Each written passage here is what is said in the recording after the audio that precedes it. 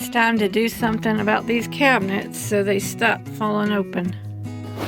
So these are the latches that I got, and this piece will fit in here, and then that should keep the cabinet closed. It did have a button on there, it fell off, but it's supposed to come out here on the inside as you push this button in, and it doesn't work anymore, so it doesn't latch on at all. So eventually I will get this off here, put just a regular handle on it, and hopefully these locks will work. So I'm going to give it a try.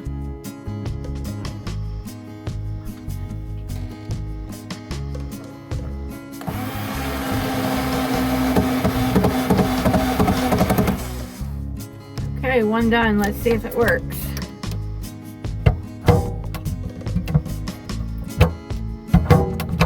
Perfect. All right, success. So that's it for today's video. See you next time. Give it a thumbs up. Bye.